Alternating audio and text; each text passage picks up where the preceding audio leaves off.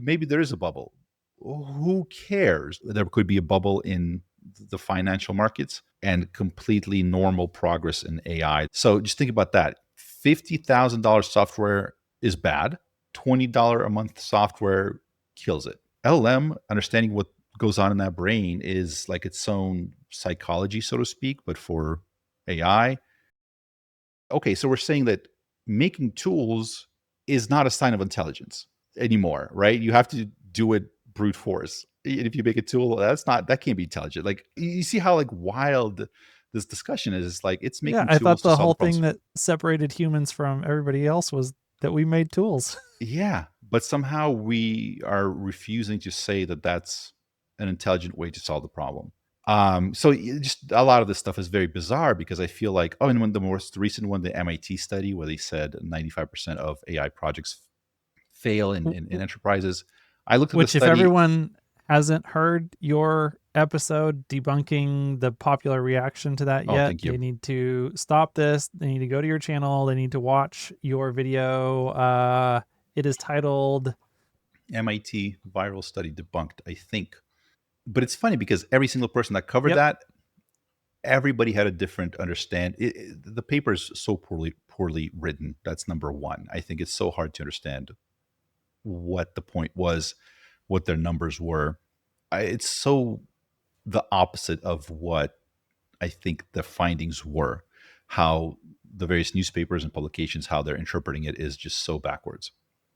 I really, just to give viewers a quick overview, like your takeaway from the video is that, contrary to the headlines, the majority of businesses, and especially the majority of employees that are trying something with AI, are seeing positive ROI and they're adopting it, and they're adopting it more. That there's a small subset of stuff that people are trying that's not working. Even that, is like a quarter of the things succeed, not 5%, 1 in 20. And that, yeah, it's obviously taking up, a huge portion of what's driving productivity gains right now. And then, yeah, like especially the stat that you shared about 90% of employees are using AI tools, whether they're allowed to or not, to do their work. Yeah, That's huge. that's very telling. Even if they have to pay for it themselves, not the company, even if the IT department has some regulations against using, like they call it the shadow AI. These people just using large language models to automate portions of their work. Even if it's going to get them in trouble, even if they have to pay out of pocket for it, they still do it. 90% of employees. I mean, to me, that's really the striking statistic that people need to be paying attention to, is what percentage of the people, how diffused it is through everybody that's working, to the point where like they need this to work, or not need it, but they just like they feel like they do. They want to have it. Um, and these things Especially are, when you combine that with the chart from OpenAI that showed their token output, correlated to the end of the summer. So it's like, okay, I had seen that, and people were like, well, OpenAI's whole business is just dependent on students. I'm like, yeah, well, those students are going to grow up, and this is how they're going to do everything that they do moving forward. yeah, So that's kind of actually a big deal. Oh, but then when you combine that with, yeah, and 90% of the people that are actually working in these knowledge work fields are also heavily mhm. relying on this technology, and you realize that it's already gobbled up 100% market share essentially, and it's just like the maturity of the use cases that has yet to develop, not penetrating the users. Yeah, and it does seem like there are a lot of snake oil salesmen, people that are making a lot of money selling enterprise solutions or solutions to businesses that are using AI as the latest sort of marketing term. And so when people are interacting with that and seeing that, they form this opinion about AI, like, oh, it's bad, it doesn't work. It's like, no, they're just using that term to sell overpriced enterprise software. One of the study, there was one corporate lawyer that said that they've purchased a $50,000 contract review AI, And it was so bad that she keeps resorting to using, ChatGPT to review the contracts, right? So just think about that. $50,000 software is bad. $20 a month software kills it, right? So you know what I mean? Like, if you're interacting with one, you have a very bad opinion of AI. If you're interacting with the other, you're like, this thing is amazing. So yeah. Well, and if the OpenAI version didn't exist, I'll bet you that $50,000 one would actually be good. It would probably be even worth the ROI if she has a big enough firm. It's like it is, I guess, somewhat hard to say. Maybe it doesn't actually save anyone time, that it causes more work than it saves. So it's possible, but it's also possible that it does save time. It just doesn't save as much time as ChatGPT. Um, and then, yeah, especially at those price points, then obviously it's not going to make sense. Yeah, and they have a few case studies that show. So the 5%, my understanding, and again, it's such a how they show the math, how they show the data is so weird and so backward. It's so hard to tell what's what. And they don't just list out all of their data points; they present them in this weird way. To me, it seems like what they're saying is that 5% of the companies that they've investigated, interviewed, 5% of them have implemented an AI project that has shown some ROI and that they've decided to keep. And they gave examples. Especially, they're noticing that for the back office work, these projects are saving tons of money. So, for example, one company was able to cut by 30% their spend on I'm guessing a marketing agency, so something that does content and various graphic design. Companies been able to cut $10,000 in annual expenses by it's either customer service or document review, something like that. There's another company that saved millions of dollars on. Uh, Sorry, the previous day I said 10 million, I believe. Sorry if I said that incorrectly. So they said saved 10 million annually.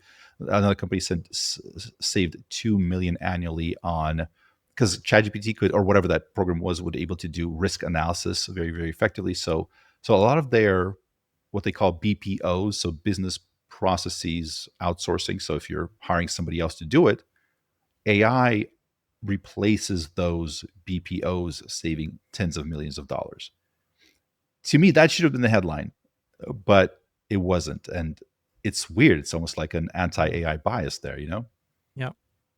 Well, I mean, I do think that we have been at a little bit of, the hype cycle peak recently about how fast some of these things are going to produce, this huge transformative AI. And so I think, my read of the public reaction to that paper is more about the fact that, yeah, this might take a couple extra years compared to what Sam Altman was saying 12 months ago. And that, yeah, people are just like, this is the excuse that people are latching onto to say, oh my gosh, it's not happening 6 months from now or 12 months from now. But yeah, the overall trend is still in place. There's still lots of things. And yeah, just like diffusion takes longer. And I guess in some ways, Palantir just hasn't reached enough customers yet. Yeah, Palantir is interesting, and like, yeah, it's kind of shrouded in secrecy. I think those are your words. So yeah, it will be very interesting to know where we go from here. It's so close to the government. Yeah, and the other thing about and I agree with you that it's like one of those things where it's like how, people's perception of AI is maybe overblown, or it's going to take a few more years, which is, by the way, good. Good. It's good for AI safety. It's good for how quickly society has to deal with a lot of these changes. Like, I hope it takes a little bit longer. You know what I mean? That there's no problem with that. And a lot of people are, you know, a lot of publications are saying, it's the AI bubble.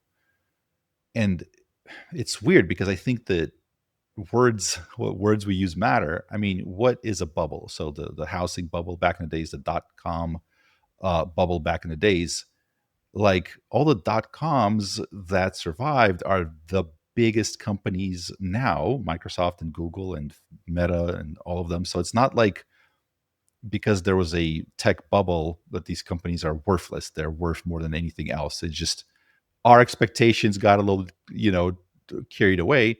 And also, if you have a house, yes, having a house is still nice, even though there was the housing bubble. Like a bubble, I think doesn't mean what people think it means. You know what I mean? It's like that. You keep using that Yep. word. I don't think I don't think that word means what you think it means. Inconceivable. Yeah, inconceivable. Yeah, exactly. So it's like, yeah, maybe there is a bubble. Who cares? That doesn't mean that AI is not gonna impact every aspect of our lives. Maybe not tomorrow. Maybe it'll take 5, 10 years. That's fine. But an AI bubble is just a finance. It's like a finance thing. Like we overpaid because we got too excited. It's like fine, but the underlying thing is still like a house is still valuable. Google is still valuable. You know what I mean? Yeah, there are going to be some people that speculated who lost some money, but that doesn't mean that the overall thing is wrong. Yeah. And yeah, I mean, I've seen some people.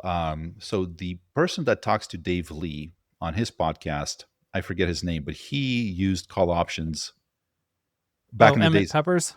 Yes. Yes, Emmett Peppers. Wow. So he used call options to make in 2020, I think what, like 20 million It on was a Tesla? lot. Some Yeah. insane. I don't think he And it started was out. all around the S&P 500 inclusion. And he had been playing options in Tesla since 2013. And like so I think he made a whole bunch of money in options in 2013. Um and then had lost the majority of the money that he had made in options from 2013 to 2020 and then got the S&P 500 inclusion massively right and yeah, Oh man. you know, Yeah. And created I mean, I giant leg up. oh yeah, this is absolutely phenomenal. It's very exciting. I'm very impressed by it. But to me, like I try not to. I've messed around with investing like that, with trading, with call options. But to me, like I always get back to I don't know, like the spirit of what's his name, Warren Buffett. Like he's just like just buy great companies, and then don't sell. And I think that with AI, that's going to be even more important if you're able to get the companies that end up compounding because AI is going to be a very great leverage. So if you just pick up the winners, so you don't even have to just get the one or two, just get a broad. And this is not financial advice. This is just what I do. Uh, if I can get a few of those that are going to keep compounding, I'm happy, and I just want to have great company. I usually use index funds, so I don't even do stock picking that much. But for the people that are paying attention to this stuff, it might cloud your judgment because the pricing of the companies is very different from AI progress. It's not one of the same, right? There could be a bubble in the financial markets and completely normal progress in AI that hasn't changed. So one and the other are not the same. So maybe this is a good place to kind of tie things up in a bow for like it. I'll ask if you had $1 million that someone gave to you and put a gun to your head and said, okay, you have to allocate this to the main players that are trying to develop artificial general intelligence right now. So like you don't get to play the picks and shovels play, no Palantir, no Nvidia, no AMD, none of these people. Um, you've got to stick with the Anthropics, and you can invest in private companies. So Oh, okay. XAI, Google, Anthropic, Safe Superintelligence, Thinking Machines. And then you could even include the category of Chinese open source. Like, who are all the players that you have to invest in, and what's your percentage allocation to each?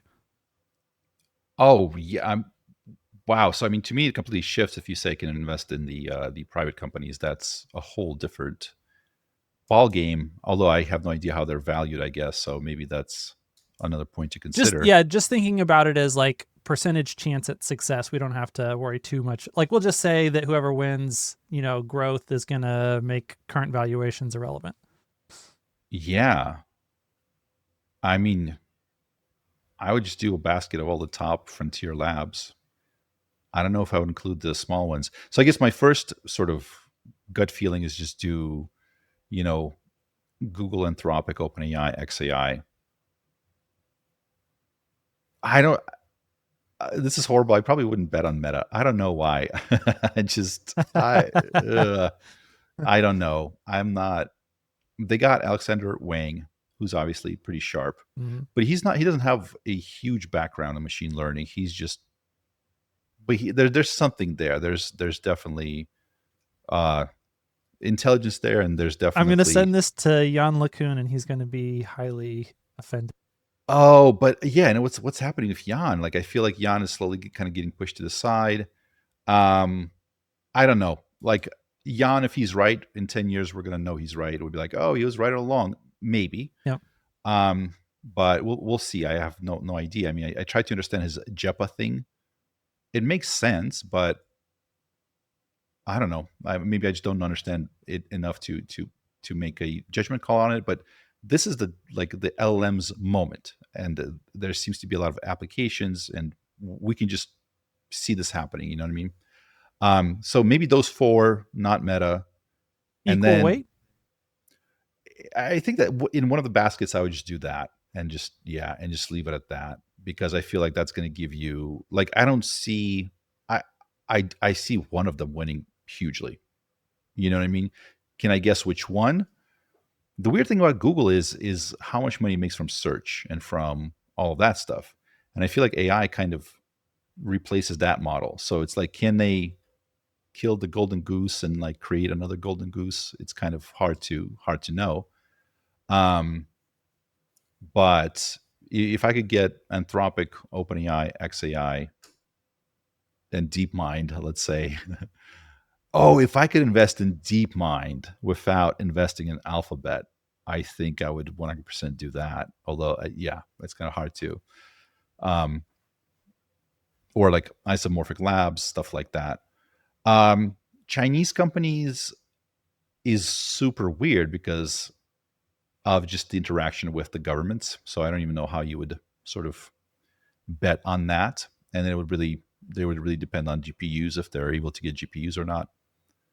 And then SSI and the thinking machines, I have no idea what they're doing. So I guess if they give me a pitch, I could decide based on that. But I wouldn't bet just from Same thing with Palantir. If I knew No more, vibes bets. I mean, I believe in. I mean, Ilya is obviously one of the sort of the big names in the Yeah. space. Obviously, knows his stuff. What can he do on his own with whatever investment he's getting? It still seems like a long shot, doesn't it? Like, Yeah.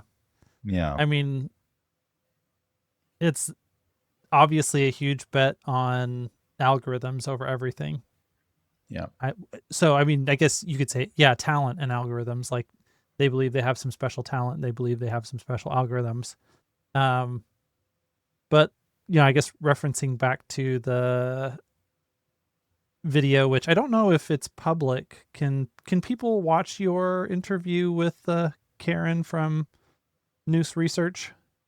Yes. So great question. Thank you for that. So what happened was we published it for whatever reason. I don't know why. It was maybe a little bit earlier on in our interviews. It just YouTube was like, get this out of here. It just did not give any love, did not send it any traffic. So I delisted it and I just kept meaning to relist it, like brand new, relaunch it, maybe change the intro up a little bit because it was such a good interview. It was, Oh, I oh felt, my yeah. gosh, it was absolutely incredible. And yeah, I was able to find it just through a Perplexity search because you had mentioned it, and so thankfully, even Perplexity was able to land me on your unlisted video.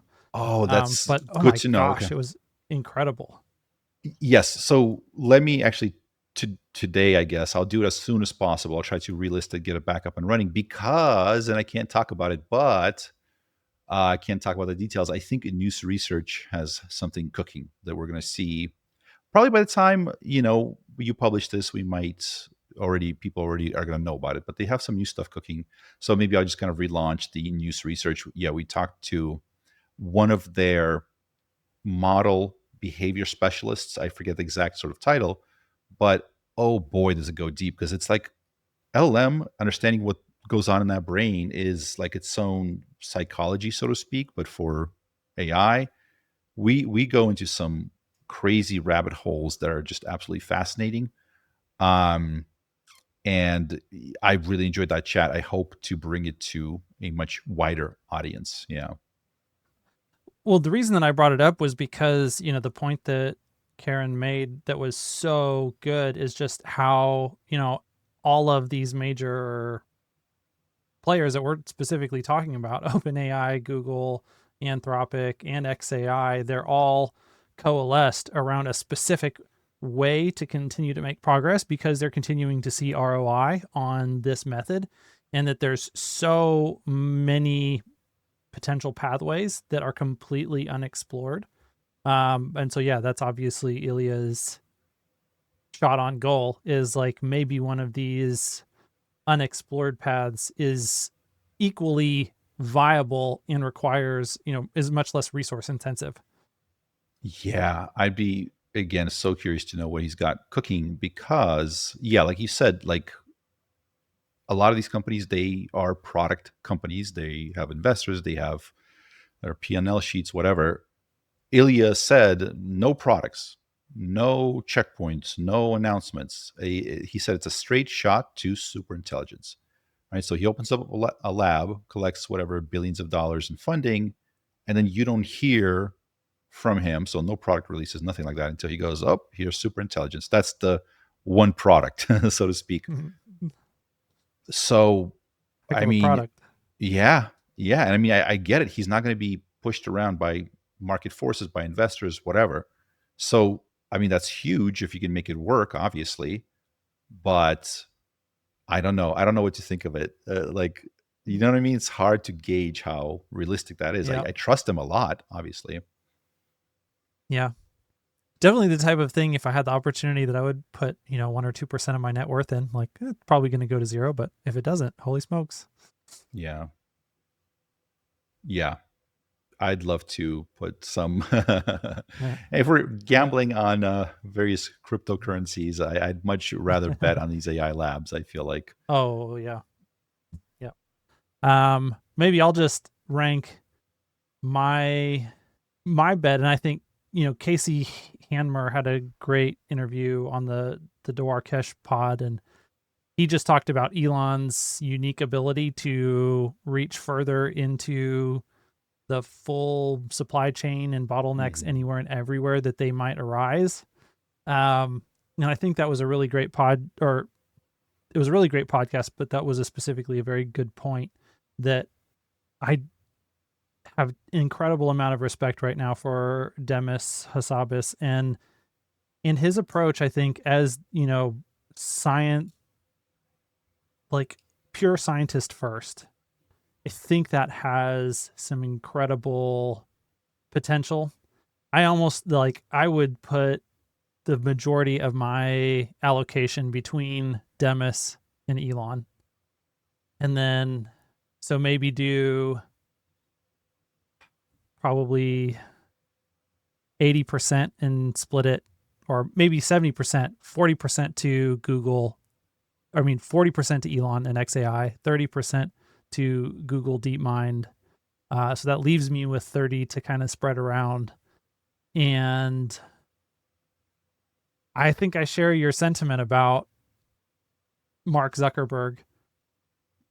I think they're going to make money. I think they're going to do well.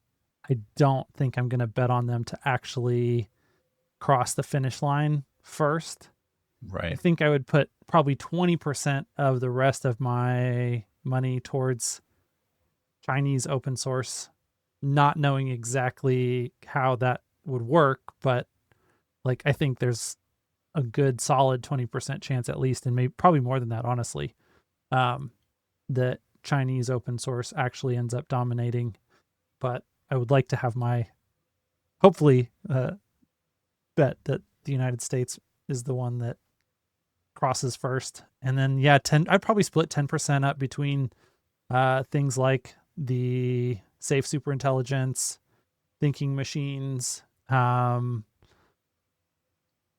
yeah, just kind of a smattering of other small. I really like to watch what Guillaume Verdon is doing with the thermodynamic compute. Follow George Hotz closely, and tiny grad. And I think that those types of things, plus what Noose Research is doing, like there's just so much of these unexplored avenues that I think, especially if you could combine a couple of them together, could explode into something incredible too. So, yeah. Yeah, as you're talking about it, I realized I probably, if I had more time to think about it, my answer would be very different because a bunch of these AI tools that I've been using for a while keep getting scooped up. So I feel like it's like whatever I'm using, I should have like a little bucket that's has a Mm, small. So Magnific AI got acquired, I think. I've been using Midjourney for as long as this it's been around, I think, since they were in Discord.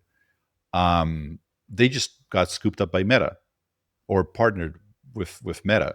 So it's like, and there's been other examples, but like just whatever I would look at like my tool usage, like what AI tools I use, and be like, okay, just let's do like a little bucket, like 30%. Let's mm, just split them across all of these ones.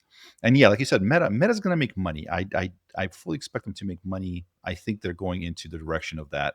Have you seen the little thing where it's like the talk to your stepmom and it's like this young woman in a dress, whatever. They have their little. I think they're gonna do those character AIs, right? So where mm-hmm. people can talk to it, and I'm sure they're gonna make tons of money, sell tons of ads. I don't know if they're gonna develop like the thing that changes the world. I think they're gonna develop a highly entertaining thing that keeps people engaged, and they're gonna make a lot of money. Like I have no doubt about that. So Yeah. Yep. I think I would agree. Well, perfect. I mean, if you do, you want a second to just reevaluate your? Because I did put you kind of on the spot. If you want some time to, oh, well, I would just no, I would just say exactly what I did there. What I would do, the only thing I would change is I would just like make everything proportionally smaller, create like a 30% uh, bucket that's an index fund of all of those small AI tools. I would throw Midjourney, Magnific, HeyGen, gotcha. 11 So Labs. that's 30%, and then the other four kind of split evenly between the remaining 70%. Yeah, I think that yeah, I think so. I think so. Hey, if you liked that clip, it's part of a 2-hour podcast that I recorded with Wes Roth and his other podcast co host, Dylan Curious. We talked about tons of different topics related to AI. And one of the main things that we really wove throughout that conversation was really trying to analyze where Elon and XAI are at in the competitive landscape of all of the big companies that are trying to be first to reach the milestone of AGI on their way to developing artificial superintelligence. So that should be coming out on my channel later this week. If you would like to be sure that you are notified when that happens, then be sure to like, subscribe, and then click on the notification bell so that you will see from YouTube when that video goes live.